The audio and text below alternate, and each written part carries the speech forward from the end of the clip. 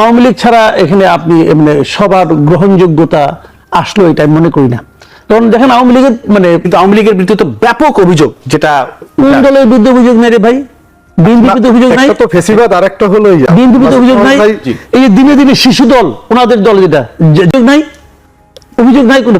অভিযোগ থাকা এক জিনিস, আর দল অ্যাজ এ হোল দল সেটা আরেক জিনিস। আমি আপনাকে বলি শুনেন, আওয়ামী লীগ এই যাবৎকালে ইলেকশন ইতিহাস আপনি দেখেন, আওয়ামী লীগ সবচেয়ে খারাপ করছে হলো 2001 সালের নির্বাচন, যেগুলো নির্বাচন হয়েছে। আচ্ছা, আমার বিবেচনায় নির্বাচন 91, 96, 2001, 2008, বাকিগুলো আমি নির্বাচন বলি না। আমি এই চারটাকে মোটামুটি বাংলাদেশের ইতিহাসে এই ভূখণ্ডের নির্বাচন বলি, বাকিগুলি ইচ্ছা মতো হয়ে গেছে, মোটামুটি গ্রহণযোগ্য নির্বাচন। আমার এই চারটা নির্বাচন গ্রহণযোগ্য মনে হয়। এই চারটার মধ্যে আওয়ামী লীগ সবচেয়ে খারাপ করছে 2001 সালে। সেইবারও তারা ভোট পাইছে 2,23,00,000, সেইবারও তারা 2,23,00,000 ভোট পাইছে, যেবার সবচেয়ে কম পাইছে। তো ধরেন আপনি এর মধ্যে গত 16 বছরের এই অন্যায় অবিচারের কারণে নৌকা প্রেমী ভোটারের সংখ্যা অর্ধেক কমে গেছে ভাই।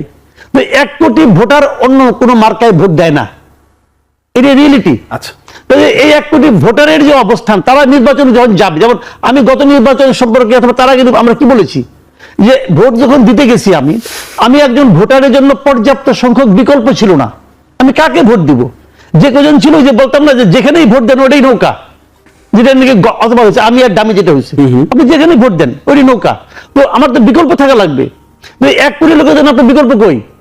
তার চাহিদা অনুযায়ী ভোট ব্যবস্থা করতে পারছেন না। কাজে আমি মনে করি যে জিনিসটা, যে এরাও হয়তো শেষ পর্যন্ত ভোট দিবে না, কিন্তু এরাও শেষ পর্যন্ত লোকের ভোট 15-16 বছর এরা কি করেছে আমাদের উপর। আওয়ামী লীগের কাছে কিন্তু প্রকৃত আওয়ামী লীগেরও নির্যাতিত হয়েছে, এটা আমি মনে করি। ওই নির্যাতিত আওয়ামী লীগের হয়তো আওয়ামী লীগকে ভোট দিবে না এবার। কাজে আপনি আওয়ামী লীগকে ওনার ইমোশন থেকে উনি বলেছেন, ওনার ফিলিংস থেকে উনি বলেছেন, কোনো সমস্যা নেই। হিটলার আমাকে খুঁজতেন কিনা সেটা আমি জানি না। তো একটা জিনিস হলো কি, আমার একটা বেসিক আছে, আমি কোনো রাজনৈতিক দলকে নিষিদ্ধের পক্ষে না, যতক্ষণ পর্যন্ত সেই রাজনৈতিক দলটা আমাদের রাষ্ট্রীয় অস্তিত্বের বিপক্ষে না যাচ্ছে। কথাটা আমার কাছে ক্লিয়ার। আচ্ছা, রাষ্ট্রদ্রোহিতা করলে সেটা একটা ব্যাপার, আর রাজনৈতিক দল নিষিদ্ধ হবে কি না হবে এটা বলার এখতিয়ার কোনো একক ব্যক্তির হাতে নাই, একক পার্টির হাতেও নাই। আপনি কে বলবেন তুমি নিষিদ্ধ? কে আপনি? পুরো পপুলেশন, আমাদের পুরো দেশে যে সিটিজেন আছে,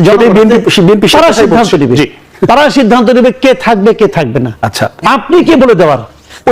জনগণের মতটা আমি জানবো কিভাবে? বলি আপনাকে, জনগণের মতটা আপনি কিভাবে ধারণ করেন?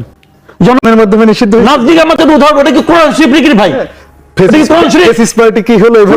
জার্মানির কি হয়েছে ওটাকে আমার জন্য উদাহরণ? আমি কিরকম হবো? আমি আমার মতো চলবো, আমার দেশ আমার মতো চলবে। দ্বিতীয় বিশ্বযুদ্ধ হয়েছে এখানে, তার থেকে তো ভয়ঙ্কর ঘটনা ঘটছে। কোনটা ভয়ঙ্কর আপনি বলবেন একভাবে, জনগণ বলবে আরেকভাবে। জনগণের সিদ্ধান্ত আপনি নিতে পারেন না, এই এখতিয়ার আপনাকে কেউ দেয় নাই। জনগণ 5 আগস্ট রায় দিয়ে দিয়েছে উৎখাত করে। আপনি তো বলতেছেন এটা আপনার কথা, আসেন ইলেকশনে। জনগণ তো এই 5 জুলাইয়ের সবাই আপনার সঙ্গে, এই 5 আগস্টের সবাই আপনার সঙ্গে ছিল। ইলেকশন করেন না, দেখি কটা সিট পান, আসেন না রে ভাই। তখন দেখবেন জনগণ কোন দিকে চলে গেছে। ইলেকশনে তো 5 আগস্টে 5টা সিট পান কিনা দেখেন না ভাই। জনগণ বলে আপনি বলবেন, আপনি গাইড করেছেন, আপনি বলতেছেন, কিন্তু জনগণ পাবলিকের কাছে যান, দেখেন পাবলিক কি বলে। আপনাকে ইলেকশনই করতে দিবেন না। কে ভাই আপনি? আপনি কে বলেন? কে, কোন অথরিটিতে আপনি বলতেছেন? আপনি মনে করতেছেন, ঠিক আছে, আপনি মনে করতেছেন, জনগণ কি মনে করতেছে? একটা রিক্সাওয়ালা কি মনে করতেছে? ওই রিক্সাওয়ালার 1 ভোট, আপনার 1 ভোট। জি, অবশ্যই রিক্সাওয়ালার মতামতকে দেশে গুরুত্ব দিতে হবে। সে কি বলে দেখতে হবে আপনাকে। সবার দায়িত্ব আপনি নিয়ে নিয়েন না। আমি বলছি জনগণ এটা চায় না, আপনি জানেন না এটা। আচ্ছা, জনগণের চাওয়ার একমাত্র পদ্ধতি হলো নির্বাচন। জি, এটা তো আসলে হাসনাতের যে স্ট্যাটাস যেটা আছে, যেটা আমি পড়লাম, এটা নিয়ে তো আর সন্দেহের কিছু নাই।